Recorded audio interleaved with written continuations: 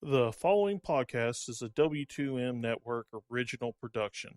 Visit W2Mnet.com for all of our other great podcasts, plus news, reviews, articles, and opinions from the worlds of wrestling, video games, football, and entertainment.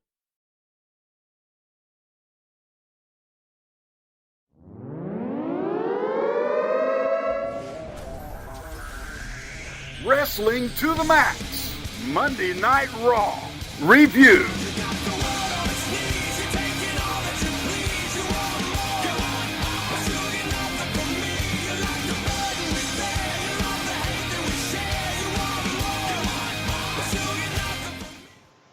Hello and welcome to the Wrestling to the Max WWE Raw review for March 7th, 2017. I almost said 3-7.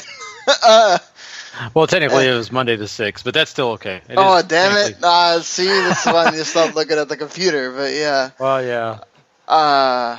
So, we got to talk about Raw after WWE Fastlane, and thank God we can get done, not even have to thinking about that show anymore. That was probably one of the worst shows we'll see all year. Yeah, I think Sean wanted to do the open tonight because he was afraid I was going to say, this was an amazing Monday Night Raw. So. No, I was just thinking that, so we don't have to pitch it back to each other, which makes more sense. But, okay. Hey, sometimes we make decisions live on the air. It all happens.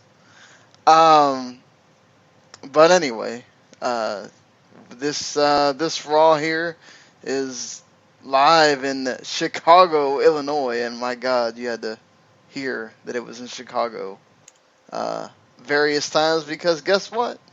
Millions of CM Punk chants constantly. So if you're not a fan of that, get ready for plenty of that on this show if you haven't watched it yet. So, I missed the first 10 minutes or so, but I think this is where they were setting up the Jericho and Owens sort of officially. This is officially setting the match up here for WrestleMania. But I mean, what did you guys think about what they did? And obviously, this leads into a Kevin Owens and Sami Zayn match as well, which doesn't last very long. But still, every time these guys get in the ring with each other, it's still good, even if it lasts 4 minutes. Go ahead, Gary. It wasn't bad. I mean, I looked at this as being something, but, we needed to kind of take place, even if it wasn't long. I mean, I think, when we expect these type of matches, especially with Kevin Owens and Sami Zayn starting out the show, I think that, you kind of expect good things because these guys have had so much chemistry, but that's not really what the goal was here. It was just to have Kevin Owens have a match against, the other opponent, right? The kind of they're trading off opponents here. So, I don't know. It was fine. It really didn't need to last a long time, but I was, kind of thinking to myself, we've seen so many good things out of these guys, why are they making this kind of a fast, quick match? But you got what you needed, right? Kevin Owens winning, strongly.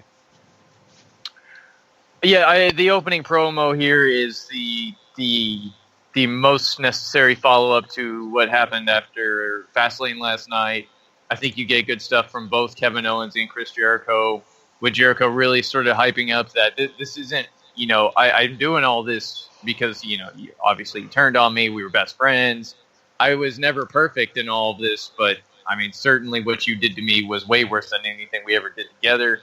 And you get Owens retorting and being just the perfect heel they were setting him up to be near the end of his title reign. And now it's about the U.S. title because Kevin wants to do the same thing that Jericho did to him. And then you lead into the damage control match where Sami plays victim for Kevin Owens, which is something he does incredibly well. So getting those guys on track was what this opening was all about, and I think they did a very successful job of doing that.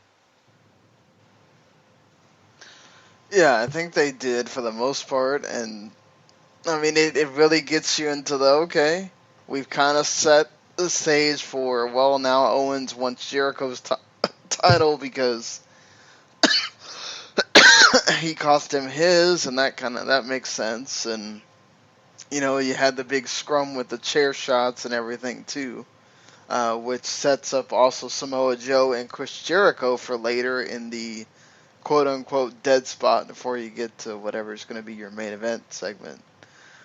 So you also got that match, but that match didn't last very long either, with Joe basically without Jericho tapping out and basically making him pass out outside the ring, and Joe wins by countout. Yeah. And that was a match that, I think once again you get a pretty solid match. This one to me was, more exciting for the fact that we haven't seen Chris Jericho and Samoa Joe, go one-on-one. So that was kind of fun. And I really liked the fact at the end, even though Chris Jericho did take the pinfall, you had, really honestly him get the, retort by giving the code breaker to Samoa Joe, after the bell had already rung and all that. So both guys come out of that not looking bad, right? And the match itself showed that. So I'm happy with that. You get a good deal here, if you ask me. These matches were fine, like I said. There's nothing wrong with them. I think they just kind of, add something to this Monday Night Raw. But what was most important really was that whole thing that started off with a promo, like, Paul just pointed out, with Kevin Owens and Jericho, and that was the most intriguing. These were just kind of like a little addition to help us along. Yeah, they're sort of trying to keep Samoa Joe and Sami Zayn involved in all of this, which is great because it feels like they're trying to brew up their main event scene for whatever they're going to do after Goldberg and Brock decide to either move on or step aside or however the hell that's going to work out. So I feel like you get some good stuff going on here with Joe. He's very much about just beating people up and all that great stuff. So, and Jericho can look strong here too, and I think that's the big takeaway from all this.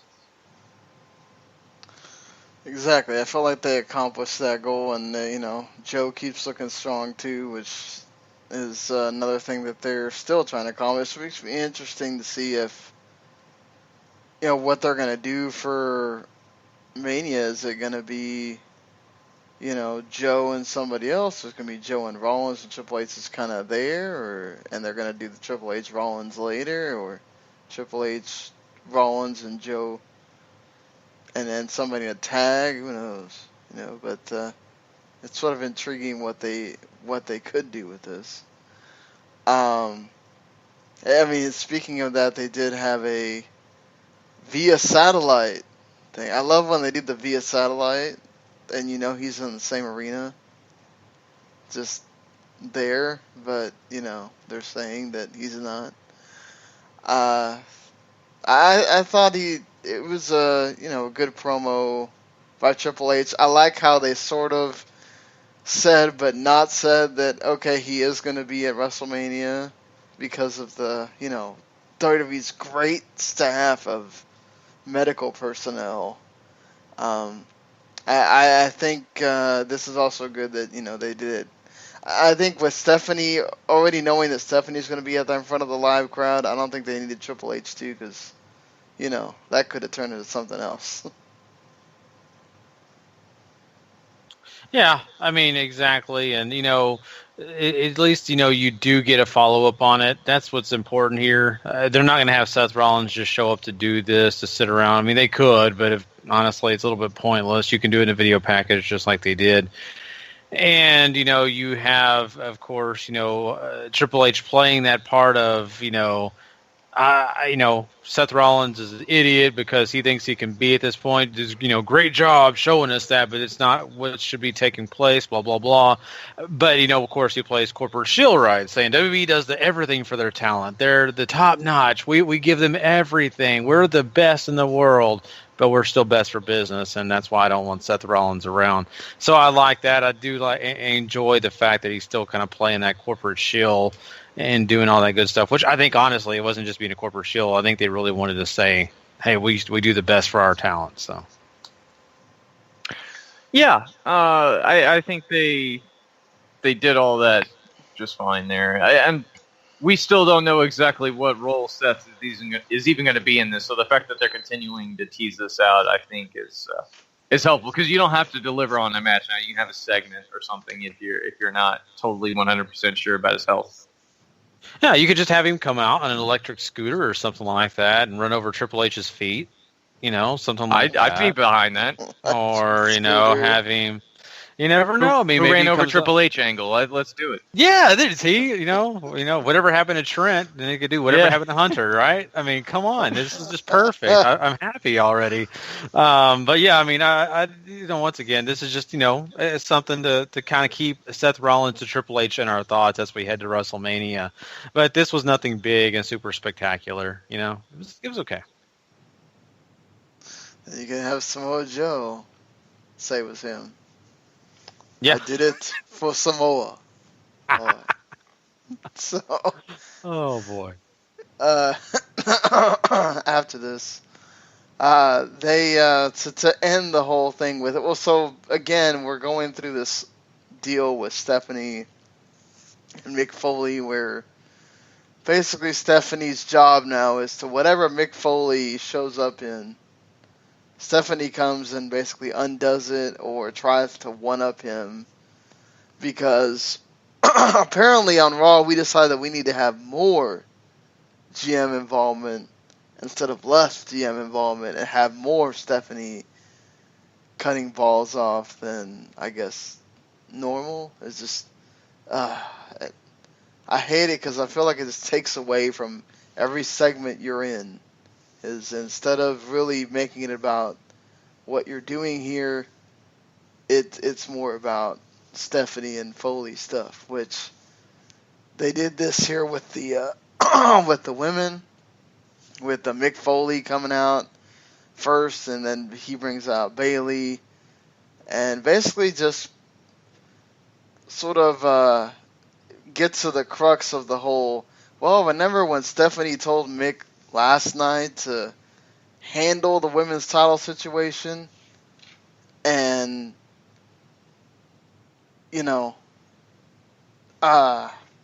sorry, having to read text at this hour, but yeah, damn it, I lost my spot here, but anyway, the whole point of this is that basically Foley just trying to get to the bottom of the whole why Sasha got involved in Bayley's match, even though Charlotte told Dana to go away, and Sasha kind of says, oh well, we didn't know if Dana was really going to go away, and they play that whole, well, do you really think that are we getting to this whole thing of, does Sasha think that Bayley can't win without her, and all the same stuff that has been going on for a while. Charlotte kind of comes out and does the same thing before, as they tease a Sasha and Bayley match, because that's sort of the thing that we're kind of trying to get to here without saying it. So they sort of tease it.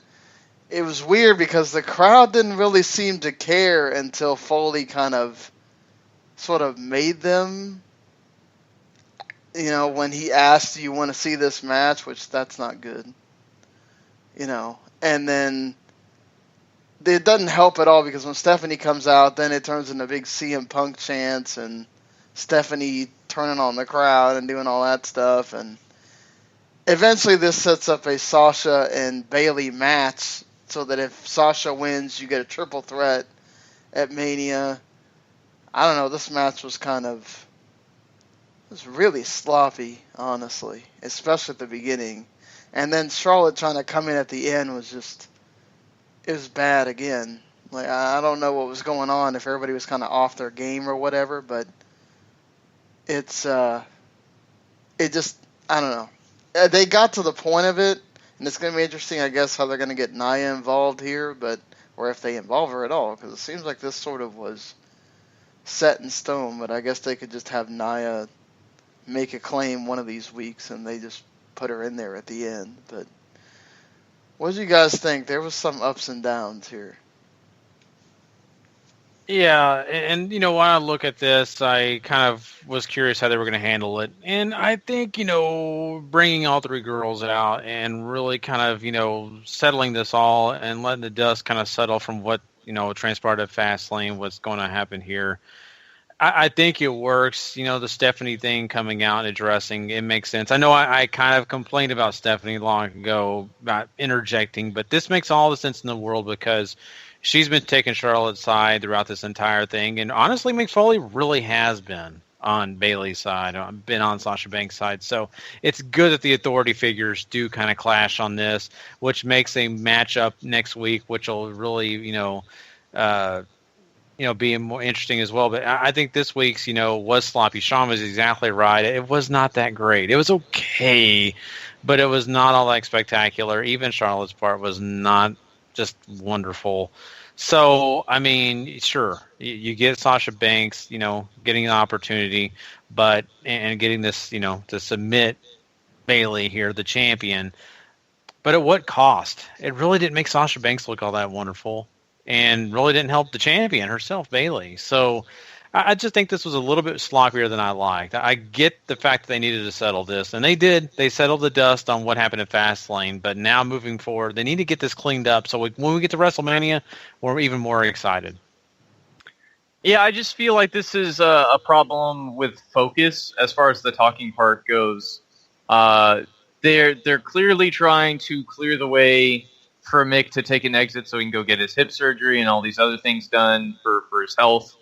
And in underneath all of that here with Stephanie and Mick sort of taking over the segment, you have Bayley sort of revealing that she's not exactly proud of how she's won the title and how Sasha keeps interfering and all that. And then Sasha gets out of this match. And it does seem like they've dropped Nia too, at least at this point. So I don't know if that, I mean, obviously that could change tomorrow for all we know, but I think they just sort of get lost in what they're trying to accomplish here, and that they're trying to do so many things that you lose out on something that really could have been great, especially at least between Bayley and Sasha, which is so far where a lot of the heat is, I think, or at least a lot of the questions that you could sort of tease out on this. And I get you need Charlotte in the picture as far as whining and wanting the rematch and everything like that, but I think you could have waited another week, or you could have accomplished Charlotte's thing in a completely different segment. But this Bayley and Sasha thing, I think, needed more teasing out on its own outside of the shadow that Foley and Stephanie brought to this whole proceeding. Yeah, I understand that too. And, I look at that and I look at the fact that I feel like I'm still not exactly excited about what's going on just in this division in general. Mm-hmm. And I think there's so much that's added now whether you got the authority figures doing their thing and setting up all this just hubbub, I guess I would say, to something that I think could be better. And I think you're right on what you were saying there. I want to bring this up really quick too also. The Nia Jax thing, I really was thinking, fatal four-way, but now that the way they've set it up, I get it. Nia Jax didn't win, so what right does she have? But still, I kind of wish that she was in this picture. But maybe it makes more sense not to have her. It kind of makes me sad in a way because I think she deserves to be somewhere. But maybe she will be on the card, maybe in a different spot. I don't know. Yeah, certainly. I mean, I think what they're trying to do here is also like they don't want to show their hand completely either. I think they're trying to make sure that you're sort of into each person, what they're there for, and then also that you're into the multiple women's match sort of thing. I think they're sort of teasing it just because, like we've talked about, you can kind of see that's where they're going after this. Whoever wins, it's not going to be Charlotte, and it's probably not going to be Nia. It's going to be either Bayley or Sasha, and then they're going to go with those two for a while, or at least you think anyway. With WWE, they could decide to do another Fatal 4-Way at Extreme Rules because that's what they do. A lot of rematches, a lot of times. But it's. I just think that overall, I couldn't think of anything other than Stephanie coming out and taking over the segment cutting off Mick Foley's balls again, and deciding that we have to. I mean, it's one of those. It's almost one of those where like you can't just ignore it because they would have got even louder. But it's like, and what sucks is like this Chicago crowd. Of course, they're gonna do this, but this wasn't the only segment they did it in, and it got really annoying. Like, look, I get it. It's funny, and you think it's great to go and disrupt what's happening, and it's really meant to just tell people that, hey, we're not really happy with what's going on here, but it just bugs me. No, I don't know I know it's been like a common thing at this point, but it just bothers me that they almost do this just 'cause now. Yeah, you're right, and they do, and that's what the sad thing is. It's kind of one of those deals where they feel like that they can just kind of throw it out there, and it's just whatever, and it's not. It does. It kind of affects everything, and I think it kind of affects the way this whole thing is done. So you're right. It is very, very, very much like just 'cause. Yeah, I mean that's Raw most of the time, isn't it? I guess so. You're right. Oof. But I mean, they do things that we don't agree with, and I think that they feel like is the best decision. And later on, they either decide to change it because they saw their incorrect ideas, or just because we thought it was wrong. They kind of say, "Okay, you guys kind of were right." So, I mean, to be fair, it's just when they do try to build the thing, sometimes it's like, well, they're actually trying, and then you guys are disrupting what they're trying to do. So it's sort of counterproductive and not really helping the cause at all. There was other times in certain matches where, okay, I get it, you're bored, then fine, but Well, it's one of those deals too where they want you to watch all their content. They want you to be involved in every part of what they're selling you, right? On what stories they want you to get across, how they want it to do it. And in like this Raw, they just kind of do what they want to do. They switch gears from Last Lane to Fast Lane to Raw Talk, where with Sasha Banks and Bayley like hugging and being the best of buddies, to on this show, Bayley kind of feels bad all of a sudden. Out of nowhere, she kind of feels bad. It's weird. She didn't feel bad last week. And then you got Sasha, I want to be the first competitor, where before it was about them. They did it, Bayley, it's about you. So it felt like to me, just because they felt like this is the right time, I thought, man, really? I mean, you're basically missed a part of the page in the script. You missed like 2 pages of dialogue, apparently, because we're going from one to the next too quickly. True. Very true. Yeah, you're not wrong. I mean, sometimes they could do with less dialogue, but I agree. True.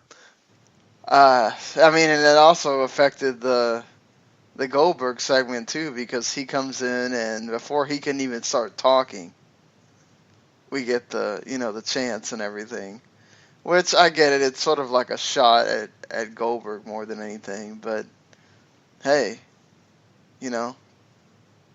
WWE is going to go with what draws them some money, and I really can't complain about that. As much as we don't want that guy to be your champion, or you don't want him to be main eventing WrestleMania, I mean, look, the fans spoke when they're spiking ratings, buying his merchandise, and being into when he shows up.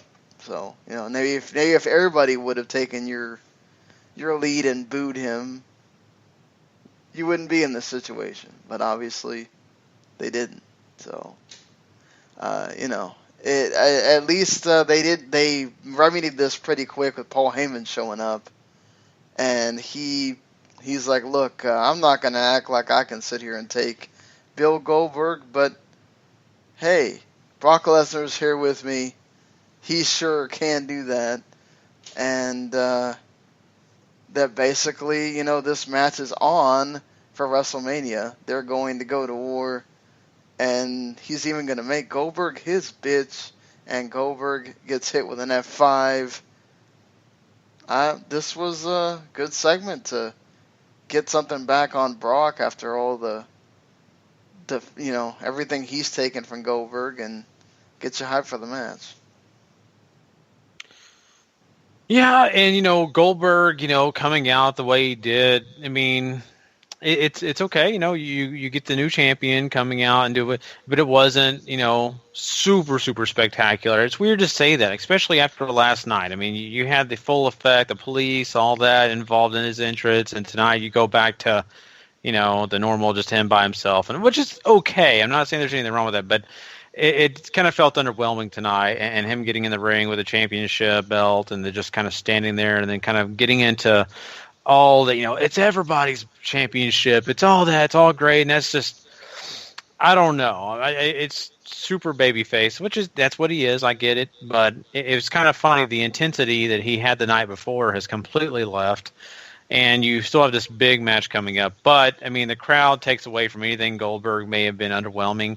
The crowd definitely took away with all the CM Punk chants and all that. And I love the way that WWE qualmed him very quickly just by hitting, Paul Heyman coming into this thing and basically speaking that way that the CM Punk chants would go away quicker than I think they would have if they would not have done that. So I will say this, out of all that we got here, the F5 that Goldberg got meant something, because really we haven't seen that take place.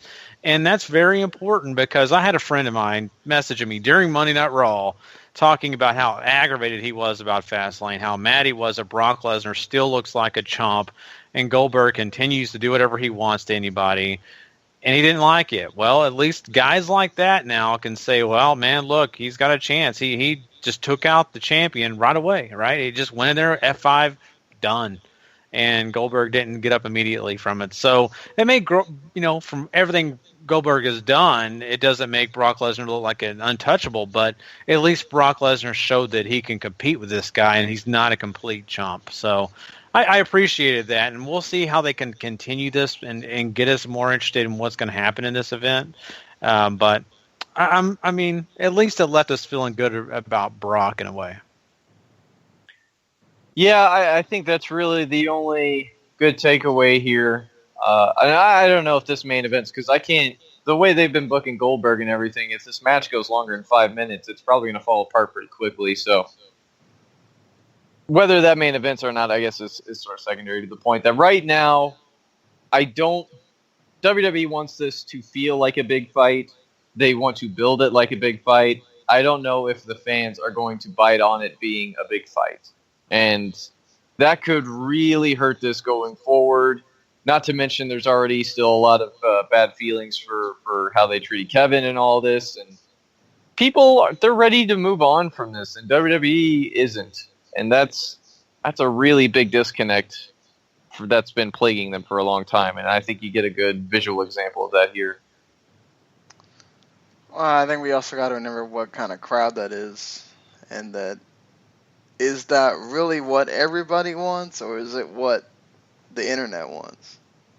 Because it's two different kinds of fans.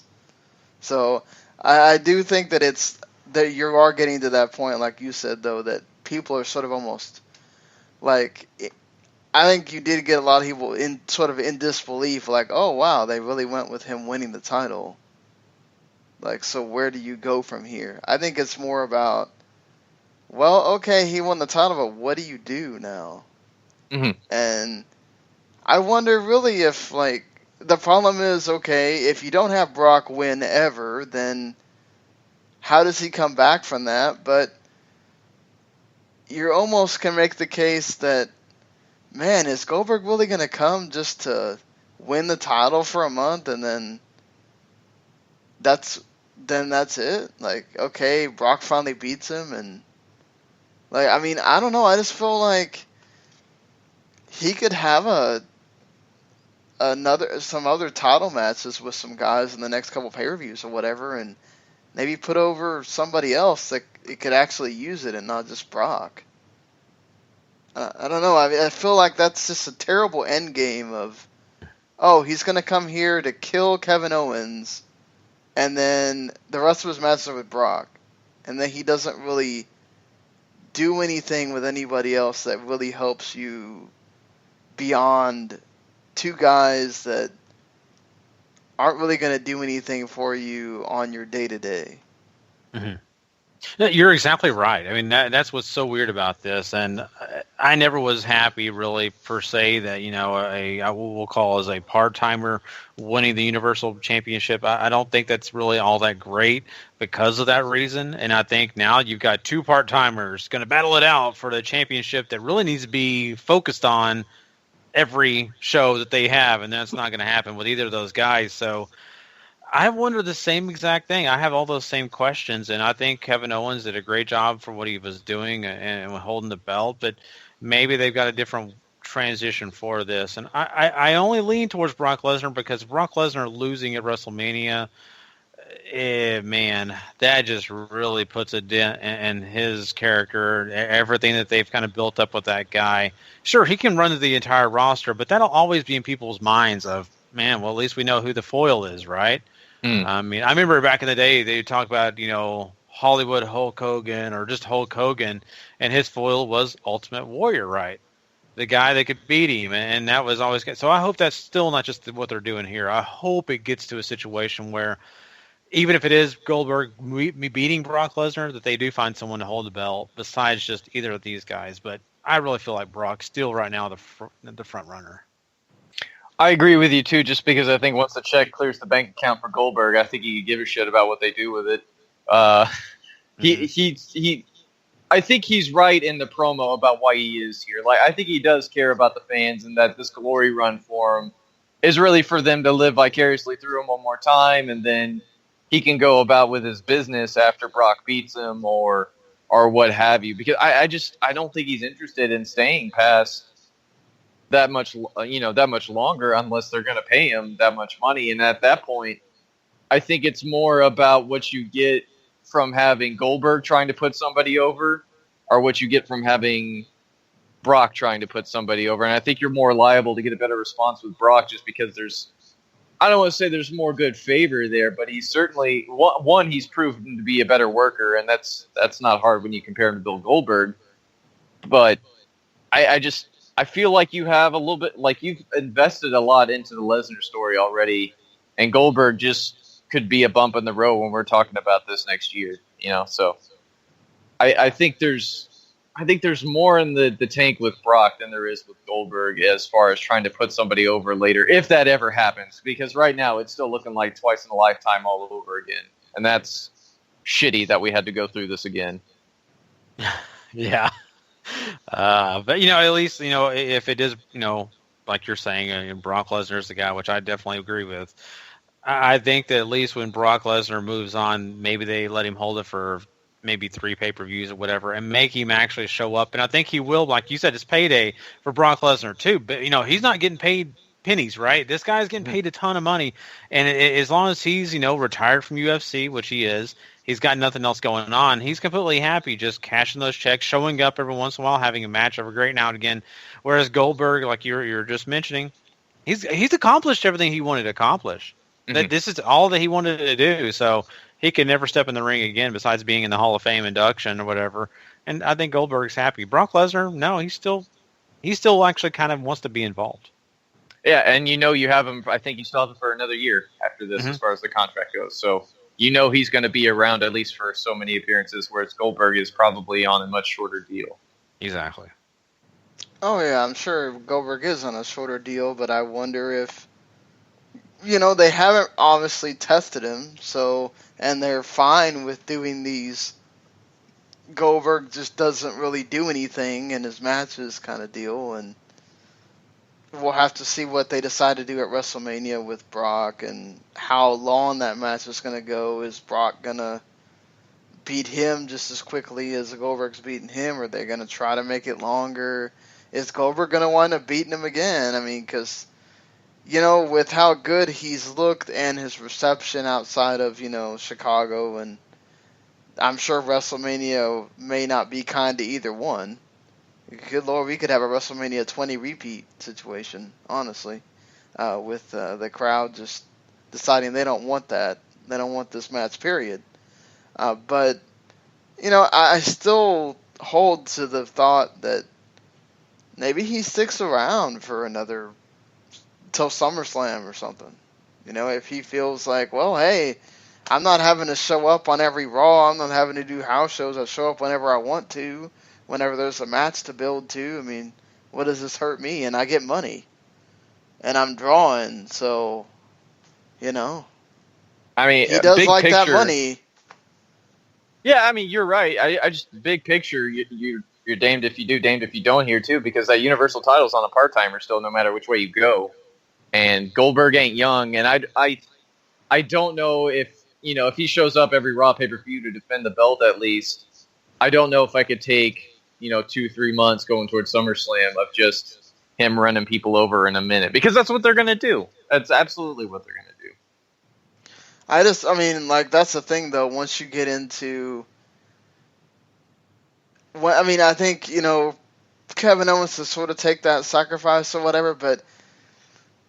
And yeah, you just had Roman beat him, but I don't think you can have Braun do that, or you can't have Roman do that.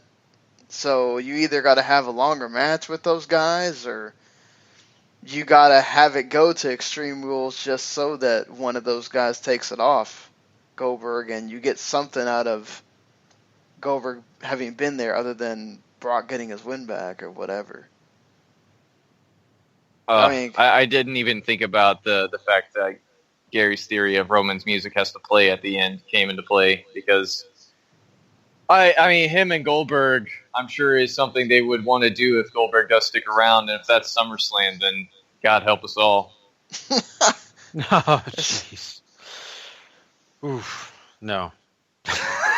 Well, I mean, y'all gave me a nice segue into this last segment here with Roman deciding that he was going to answer Braun Strowman, and then Braun Strowman was interrupted by The Undertaker. And the one time that Braun really gets booed is because, well, Braun doesn't want to deal with Undertaker, so he just leaves. And then Roman's music hits, and man, I feel like we got a little bit of a heel Roman. This didn't feel like, face Roman. This felt like, I don't give a shit Roman. So he just gets in there and is like, dude, this is my yard now, Taker. Like, he didn't call you, he called me. And Taker's just like, all right, man. I'm just going to keep looking at you. Choke slam, just when you don't expect it. And there you go. Don't really have to say a whole lot, but you just set up Undertaker and Roman Reigns to end your Raw. I thought this was well done. I'm glad when Taker doesn't have to talk a lot, because at this point it's not like he says a lot of great things that you really want to listen to him on the microphone, and Roman has that same problem. So I thought they did this well, and look, this is Chicago, and you get a lot of the same type fans like we've been saying throughout this show. But just complete Roman sucks chance. I don't think I ever heard anything to the contrary. Yeah, and that's, of course, you're Chicago, right? I mean, so you're going to get that kind of crowd reaction. And But do you think, going forward, getting out of Chicago, do you think maybe this is finally where we're going to get, he embraces the hate, I guess? I think to an extent. I mean, you see John Cena do it now, right? I mean, John Cena breathes it in and says, "Oh yeah, you give it to me, guys, yeah," and they make it a positive for themselves. And I think Roman Reigns is going to take that exact page. We've seen John Cena do it so well, and I hate him for it, honestly, because he's just like, "Yeah, I take it in." He's like, "Yeah. Every time you guys say you hate me, that's millions of dollars in my bank account. That means so much. You're reacting," and it just makes me wish that I could have mind control and make everybody silent when it came out. That way I could go against that theory. But it is true, and it's working for Roman, and these two guys are a parallel. So I think you could spread, but I think, Roman Reigns is going to do what he does, right? And say, oh, yeah, you hate me. That's fine. I'll keep hating me. I'll prove you wrong is what he's going to say. So I don't know. But talking about tonight and what happened here, there's a few, and it's stupid, okay? And I'm just going to be honest, and I'm just going to be a complete fan here and talk about this. Braun Strowman calls out Roman Reigns, gets Undertaker instead. I get the backing out of the ring and all of that, but I kind of wish Braun Strowman would have, not fought Undertaker, but kind of said, I didn't ask for you, and yell at his face, I didn't want you, and then walk out of the ring instead of backing out of the ring and saying anything, because I kind of feel like, he's like, as he steps back in the ring, I'm a wuss. I'm scared of you. Oh, don't hurt me. Please don't kick me. And he's staring at him the entire way like I'm a little lost puppy dog. I don't know. I want Braun Strowman to be the angry man that he can be and just yell in his face and say, F you, I'm getting out of the ring, which we don't say that technically, but it basically in his own PG way, and then get out of the ring saying, you're not the person I want, and leave. Then you have Roman Reigns be involved. That's my little petty thing, being a fan. Outside of that, this works. You're going to have, of course, Roman Reigns say what he says. So, yes, it's good. I think, don't have Undertaker talk. He doesn't need to. Success. But the Braun Strowman thing bothered me a little bit. I think that Braun criticism is very fair. And granted, he's coming off a loss to Roman and all that good stuff. So maybe his manhood and all that isn't exactly there. But you're right. He comes out of this looking like a complete bitch. And that is not what you want for this guy at all. I'll give him this. The Roman and Undertaker segment here is fine for what it is. I really don't have a ton of interest in this match at all, so it's not doing a ton for me. And if there is legs to anything you want to do with Roman where you want to turn him to the point where he just doesn't care and starts trying to get rid of all these part-time guys, that could have legs for anybody else but Roman at this point, just because I think there's so much hatred geared against him already as far as how people perceive him that I don't know if there's enough you can do to make him that guy unless you just have him go full tilt with it as far as the heel run goes. Well, I mean, he'd be booed because he's getting rid of all the guys. The casual fans are sort of the only ones really cheering him, especially the kids. So, you get rid of all those, say he gets rid of the Goldbergs and the Takers, and I guess he would eventually have another match with Brock. He gets rid of all those guys, I mean, he's going to get booed. Mm-hmm. Yeah, I mean, there's legs to that if they want to go that way. I can't help but think that they're going to try to paint him as a babyface in some way in that light, especially if it's against Brock. Yeah, you're exactly right. It's going to be really hard for anybody to face Roman Reigns and not be the babyface versing him because, like you're saying, the crowd reaction and everything it's worked out. It's just going to take that. Like right now, Undertaker, it looks like the hugest babyface ever. It just as you sit here, it looks like Roman's just complaining. This is my yard now. Yes, I own it now. I didn't really earn a lot of it, but it's my yard now, man. It's just like, dude, I mean, this is the Undertaker. Who are you talking to? I mean, my God. So I think he looks like a little. I'm sorry. I'm not trying to bash on Roman Reigns just because it's Roman Reigns. I just don't like the idea. You call up the darkest creature the WB has had, and he shows up, and you still act like you're bad and all that. I want Undertaker to win, and that's exactly your point, Paul. I don't know. I don't know how that could ever work out where he doesn't look like the heel. I think they're just kind of resigning themselves to knowing that he is going to be the heel in this feud. Just because who's going to boo the Undertaker, though? Exactly. You're exactly right. Who is going to boo? And what's funny, too, is, and I hate to be the same way like we always talk about John Cena, and I know the parallel, but let's be honest, that's kind of the parallel. But I really, man, I'll be totally honest with you guys. If they ever really did decide, you know what, let's F it, let's let's change Roman Reigns. Let's let him kind of do that heel run. Let him be that cocky jerk that no one likes. Let's give him that idea of maybe playing like a Randy Orton type thing. Maybe not be the legend killer, but maybe have that snarky, rude attitude like I'm better than everybody and actually mean it. I'd probably be a Roman Reigns fan. I'd be honest with you. I probably would like Roman Reigns because I would say, okay, I get it. Now he's playing himself. And then later on, if you change him back, I'm okay. I'm liking this guy. Maybe I'll like him back in the babyface role. I get it, though. They're not going to do that. Kids, women, they love him too much for them to do that. Well, no, but I wonder if that's possibly their thinking, too, is, okay, we're going to bite the bullet and he's going to be the heel against Taker because everybody is. But, let's say that you get, perhaps something happened with what happened at Fastlane and, how people are feeling on the interwebs and stuff like that starts to manifest itself, and you do have the Roman against Goldberg thing, and people start siding with Roman just out of the fact that they don't want to see a part-timer do anything anymore. And they start, and he wrestles Brock, and Roman gets more of the chance, and whatever, just because they don't want that either. I think Undertaker's just so beloved, it's just no big deal. But I think people were fine with Goldberg until he squashed one of their guys. Then it's like, okay, well now we can't stand Goldberg, right? So it's a fine line. I wonder, if you go down this road, if WWE eventually gets what they want, right? But like you said, be a legend killer without really having to say that about yourself. Maybe it works. Maybe it doesn't.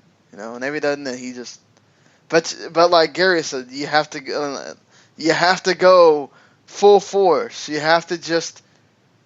The only way he's ever going to work, turning him the other way, is you have to let him go full tilt this way. You have to let him go full this thing with The Undertaker hopefully opens Vince's eyes and says, man, we might actually have something even better here with Roman just being this complete dick.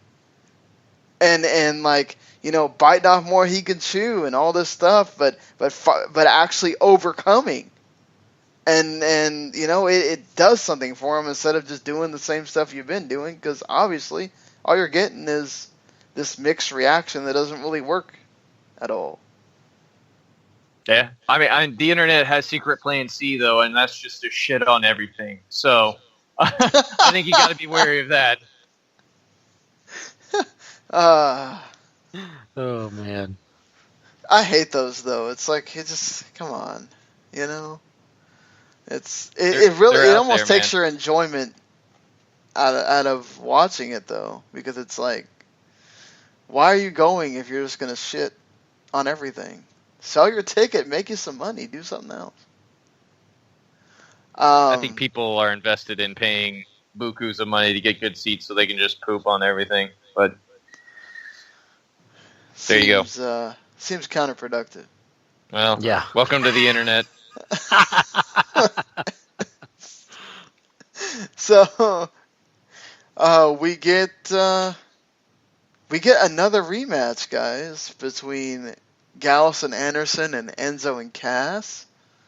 And, well, Gallus and Anderson win by DQ. Because, hey, we had to find a way to... Why did we have to do a rematch again? Like this quickly? Couldn't we have pushed this out at least another week or something? But, hey, this is what WWE does sometimes. Apparently Enzo caused Cesaro to spill his coffee, and they had to have a brawl with everybody here, including Cesaro and Sheamus getting involved. So, yeah. My problem with all this too is that I really sometimes WrestleMania. I think I've said this every year.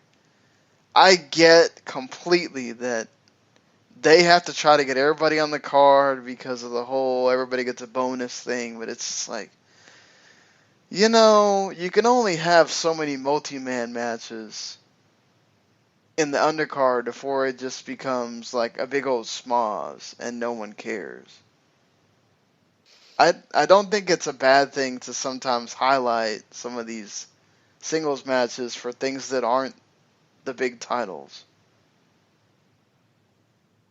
Yeah, I think you're right. And I get so tired of putting in those multi-man matches because of that reason, Sean. I want to say this about this match itself. I just hate the fact that, and this happens all the time, so people don't yell at me and say, well, it's wrestling. I get it. But that doesn't mean I like it in wrestling. I kind of wish this was not exactly just a science and part of it. But just the fact that, you have Sheamus and Cesaro there on purpose to get involved and possibly just to get a title shot. Just because they got involved, they get a shot at, being a number one contender to go for the titles at WrestleMania. I kind of feel like, what you've seen with Enzo and Kaz is they've kind of earned it, and they got screwed at Fastlane. So it's obvious that they should be, still in contention, the number one contenders here. And just because, Cesaro gets a little coffee spilt, you know what? We put the number one contenders up for grabs because of that reason. I don't like it. I think it was kind of lame here. And sometimes I find it lame in other situations in wrestling. So not really thrilled with that. Instead of doing this, hey guys, how about this? Work on really making Enzo and Kaz and the guys over here, Carl and Anderson, a major feud where they hate each other, or add some funny things to it. Do something with them. Let's not take that. It's like, hey, we need to divert your attention because this feud sucks. So we're going to keep you paying attention to this. Look at this hand while I fix something with this hand. And I hate that. Or perhaps it's more like they don't know what else to do with this feud. So but it sucks. That's why. It sucks. Well, but you just said, let's do something with them, right? So, it's on them to figure out how to make it not suck. I just don't. I mean, I may be completely wrong, but adding Cesaro and Sheamus to it doesn't fix it. In fact, like I said, it just kind of takes your eyes off of the problem for just a second. And that's okay for a second, but can you do that for 27 more days? I don't know. I don't know that it helps. I'm agreeing with you. Yeah. That is not how you make it not suck. But again, they are trying to do more multi-person matches, and it kind of leaves you wondering what they're going to do on SmackDown because they've already had American Alpha beat everybody. So are they doing another open challenge so you don't have so many multi-person matches? Because you're already going to have, looks like the SmackDown women are going to have a multi-person match too. It's how many of these are we going to have? Because I guess that might be the only three, because it looks like the IC title is going to just be Corbin and Ambrose unless they involve someone else in there. So I guess maybe it may not be so bad this year. Oh, I was about to say that, but the Cruiserweight one's probably going to wind up that way too. Damn. Yeah, you know it. I guess 4 out of 5 ain't bad. So. Yeah. At this moment, it still looks like they're pretty set on Neville and Aries for that, so maybe not. But why did I just forget about that? That was a great part of this Raw, actually. That was of course the even better part is that we got more of Austin Aries package. So, I love the fact that he's ribbing on the company now. Like his joke beforehand was that he took Roman Reigns' line, and I think that was like genuine them laughing before they went to the package. Like I genuinely think Corey Graves and Michael Cole were laughing at him using that, because it was just like so. Oh, great! Just keep doing that every week. Yeah. I personally love it. That's that's what's fun about Austin Aries. He's got that kind of snarkiness, kind of sarcastic thing going there. So I love it. But yeah, I mean you're right about the match between I'm already blanking here. Neville and oh my God, why can't I say his name? Rich Austin Swann. Rich Swann. Why can't I know it's so funny. I was gonna say somebody else's name that's completely wrong, and I was like, say the right name. I almost said Kofi Kingston, and it wasn't Kofi. I don't know why I was Wow. thinking Kofi. I know. Kofi I don't was know on why. the show at least. So. At least he was on this show. At least I didn't mention somebody from 1963 or something. Wasn't like Leo Rush or something? Yeah, exactly. Yeah. That would have been awful, right? Fans right now are like, who the heck is that? But anyway, so, I mean, I think this was a really exciting match. I mean, especially from what we got at Fastlane. One of the better matches of the night was Neville and Gallagher. At this Monday Night Raw, one of the best matches was Neville and Rich Swann, and both those guys pulled out all the stops. I really enjoyed this thing, and it took Neville, doing everything he could to get this victory. I really appreciated that. To me, it goes back to our conversation, and if you haven't heard us talk about Fastlane, you need to go listen to that review because we talk a lot about the cruiserweights on that show. But it goes back to our conversation about that, how they needed to pick up the speed and do things. And in this one, I think they did, had a pretty good pace. I appreciated it, and I think, man, Neville comes out of this looking great. Rich Swann comes out of this looking great, and of course, Austin Aries. I love that. I love that little interview, and of course the little action we got between Austin Aries and Neville. Yeah, I mean they matched the pace. You get some flippies. I mean this realistically is what you want the cruiserweight division to be. Obviously, it's not always going to have flippies, but a faster pace, making it feel like it's constantly moving. That's really what you want out of this, and it's the division geared towards that. So. Keep going with this, and yeah, Neville and Aries. That's the promos itself should be fun. I don't know if the match is going to be as great as what we've been getting with Swann or Gallagher, just because Aries as a face, as far as wrestling goes, isn't as entertaining as him as a heel. But sure, it'll still be great. And they're both class guys. I think the fans will be into it. Certainly, that's gonna make it feel bigger than maybe the match doesn't deliver this great quality or whatever, but they were chanting for Austin Aries during this, which sucks. It's a detriment to the two men in the ring, but they're obviously going to be interested in the bigger star. So you have the bigger star, the more people know in a freaking Orlando. I mean, that's just made for it right there.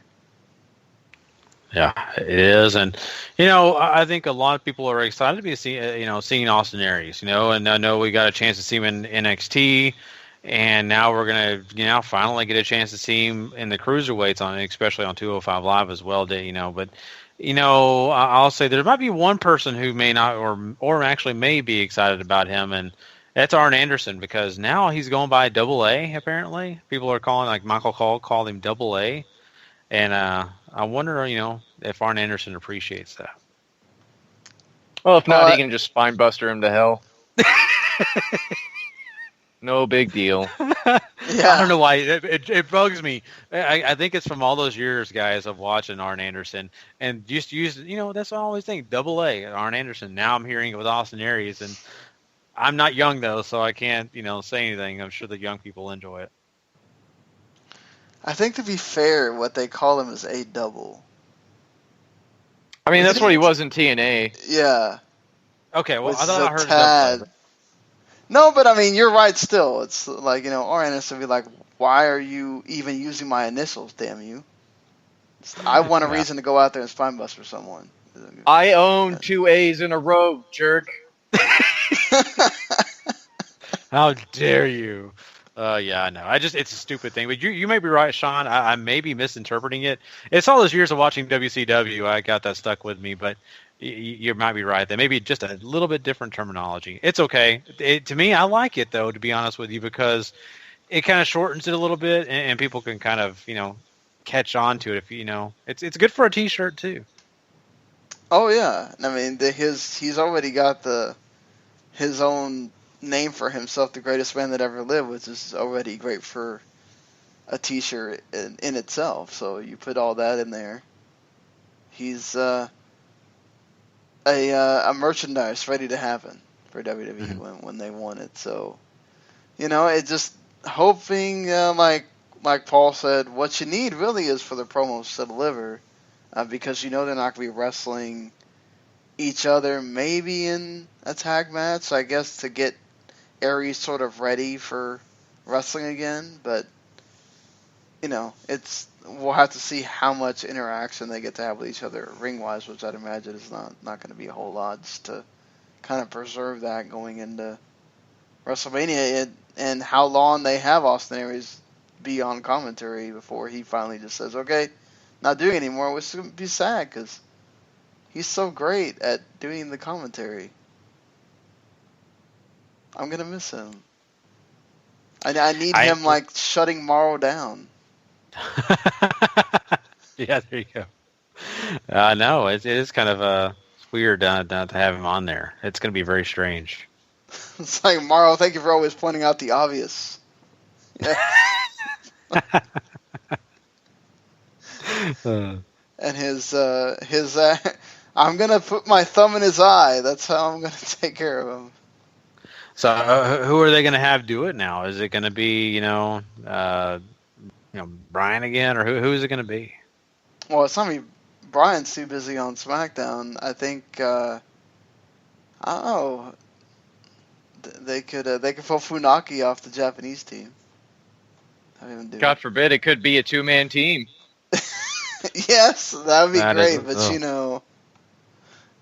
WWE. That's unheard of. I'm a dream.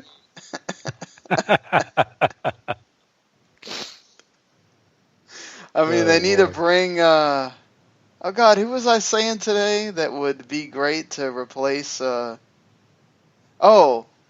ESPN is apparently cutting $100 million in on-air talent. If Coach finds out he doesn't have a job anymore, you could have Coach be there. I guess. I'd love it. I really would love it. I don't know. He'd do better than Otunga and Byron Saxton combined. Heck yeah. I mean, setting the bar a little low there. Otunga is really, really low. I think I could do better than Otunga, but see, Coach did that character so well. I actually enjoy when Coach was that dick commentator character. When Cole did it was just annoying, but when Coach did it, it was really good. So, I don't know. We'll have to. I mean, obviously, I don't want Coach to be losing his job at ESPN, obviously, but if that did come to pass, because that probably means WWE's deal with them is done too. But we'll have to see who that affects and everything going forward. But before we get out of the cruiserweights, you did have Akira Tozawa beating Arya Daivari in about 2 minutes. Thank God, because that's all we needed out of Arya Daivari.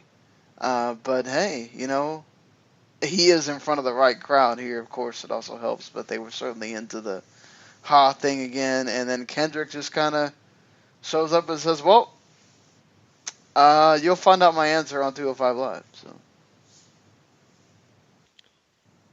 You know what? I mean, outside of, Akira Tozawa coming in here and, doing his thing, and you give, the nod to watch 205 Live, that's about it. I mean, really, this is just made to, let's just be honest, it makes Tozawa look good. There you go. That's all I think I really saw here. Yeah, I mean, I love how Raw just continues to feed into the theory that it's 205 lead-in for the cruiserweights, and I think it works out just fine. You have two good reasons to watch 205 Live tomorrow now with Aries giving his response and Tozawa taking on Kendrick there. Mm-hmm. Weird that they didn't have the cruiserweight title match on 205 Live, but yeah, I mean, I guess you throw Raw a bone here and there. Yeah, you got to at some point for the fans to watch it and care, and not hit skip on their DVR if they're watching it on DVR, or walk and get a sandwich. Yeah, you want them to actually feel. Go ahead. They gave you a great match to really let you this is the kind of stuff that's going on over here, guys, huh? And I mean, they're not wrong. Usually the main event's about that level. Yeah, and we made jokes in the past about certain divisions that people would go to the make a sandwich during because they knew nothing was going to happen, and at times you kind of felt like the cruiserweights were getting that spot, but now with when they're adding a match like this where it actually matters, now you keep people in their chairs. Well, Gary, you've been the king of segues today. You know who might also start to be getting the I'm going to get me a sandwich spot? The New Day. Oh, I think yeah. the New Day is starting to get into that. I think I'm going to go to the bathroom spot because look, Big E licking the ice cream cart is funny and all, but look, it'd be cool to see them get the ice cream and be able to. I'm sure there will be tweets to CM Punk like, "Hey, we got the ice cream, you didn't, huh?" or whatever. But just it doesn't serve a purpose. They're having matches with the frickin' Shining Stars. Fast forward, please. Fast forward. This is a reason for making you not want to watch WrestleMania. Let's be honest. I mean, they're the host, and you're supposed to be excited about it because they have this whole ice cream little bicycle They have thing, to get whatever. the ice cream by WrestleMania, right? Like, this has to be the ploy. It doesn't have to be. It could go absolutely nowhere. Just like the New Day. I mean, I cannot believe that WWE really is that petty that they're making them have to sit there and do this shill campaign in order to give them the damn ice cream. Like, it just seems like a ploy to be like, WrestleMania, we got the ice cream, guys. Thank you. Oh, man. They did it for Bootios. I mean, I know. you never know. What are they going to come out of this time? A big ice cream truck?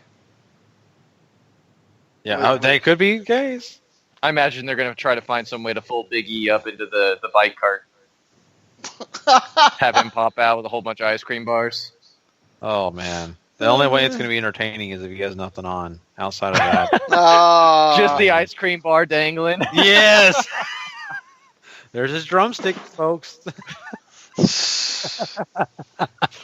Oh, man. That's not PG.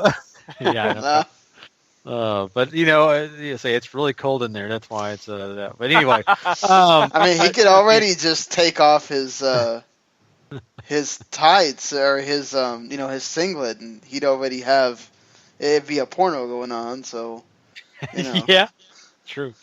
But I think at WrestleMania they'll probably try to do some bells and whistles that make us a little bit more entertained by what they're doing. But outside of that, they are boring me to tears. Fastlane was atrocious. This was pretty darn atrocious itself. I have no reason to care about the New Day right now. I don't even care that they're hosting. In fact, I'm kind of disappointed they're hosting now. I was sitting here and Paul had said how disappointed he was that they're hosting. And I was like, but give them the benefit of the doubt. It's the New Day. They're funny. And then they when do have this. you really cared that somebody's the host, though? You don't. You don't. And I agree totally on that point. But you can at least have fun with it, right? When they have a host, it's kind of like a little nod to, oh, look, that's cool. Like when The Rock did a little segment last year. It's cool. It's The Rock, But outside of that, you don't care. But, man, they're going to put the New Day out there several times at WrestleMania. They're going to do that. And if they're doing what they're doing now, they're going to stink to join up, and no one's going to even care. And then how are they going to move past this into next year, right? Past WrestleMania. People are going to be bored to tears. They're going to be begging for the New Day to split up. Yeah, they might have to start thinking that direction for them. I mean, I don't know, because Xavier gotten really into this role of not wrestling that much. I mean, I guess you can build it around Big E and everything, but I just hope it would go better for him the second time around than it did the first time around. Mm-hmm. Okay. Yeah. What do you think, Paul? All I was going to say about this was that, it's just busy work and a reminder that they're going to host WrestleMania. But, I mean, if they do decide to split the New Day, I don't, you're hurting your tag division some. These guys prove to be entertaining when they have somebody to feud with. When they're sort of on their own, it's very hit or miss. So I I don't know where you go from here. If the Hardys had signed or anything like that, I bet you that's what they were kind of planning on doing is stick them in this segment and then you have them in the New Day. But I don't know. I really don't know anymore. You know what? You bring up something that's really interesting because of the fact that I think, that would be something that would be intriguing. It'd be something that you could get a little comedy out of that would actually be funny. Because I could just imagine, Matt and Jeff and the comedy they have to give compared to what the New Day kind of do. It would be a great back and forth between both tag teams. And not only that, you also have two tag teams who technically have traveled through time. True. So, I mean, you got that aspect. They can do all they need is Scott Bakula, and this thing is a gold. Oh, you take a quantum leap on that. You want to talk about some great WrestleMania segments? That would have been cash money. Like I'd have lost my shit. Oh man. But yeah, I think that's all pipe dream now. So. Well, it's certainly not a pipe dream that we are done talking about this Raw. Crazy. This is, I think, the first time in a while we've gone over the hour mark on talking about Raw, but we certainly have on this show. What are we doing for a rating here? We went over an hour, so I'll make this quick. This was a decent Raw. I think they had some interesting things that were kind of getting us ready for, moving on to that road to WrestleMania. I did like the Jericho situation and all that took place with Kevin Owens. I think we had a good cruiserweight match. We had some other solid stuff. I'm going to go with a 7. I think it was a pretty decent show. It wasn't over the top, but it was decent. It was pretty good. I think outside of the New Day stuff, you pretty much have everything geared towards building towards Mania now, which is great. I think you could have executed some of this better. I don't know if I'm willing to go 7. I am willing to go 6.5. Yeah, I think I'll go with the 6.5 too. I think you had the cruiserweight stuff was all good on this show. You had, the women's stuff was kind of a mixed bag, I think, there. But, you set up a lot of stuff for WrestleMania, I think, at the end of the day. And that's what you want to be doing with this month that you have left now. You want to be building people's interest. You set the matches up now. So what are you going to do next week? You left some intrigue in there. What's Taker going to do? How's, he chokeslam Roman. How's he going to come from that? The continuing Jericho and Owens thing. So I feel like it's great. We're getting this through now. So yeah. Alrighty. Well, I guess we'll conclude this thing out. We appreciate everybody for joining us tonight. Of course, if you want to come check out all of our other great content, make sure you go hit up W2Mnet.com. And also, if you want to go subscribe and get all of our content right in your whatever listening device you have, go subscribe to either Wrestling to the Max or the W2M Network. So we thank you all for joining us once again. Until next time, if you're not living life to the max. Not living life at all. You know it. Please. Later. The following podcast is a W2M Network original production. Visit W2Mnet.com for all of our other great podcasts, plus news, reviews, articles, and opinions from the worlds of wrestling, video games, football, and entertainment.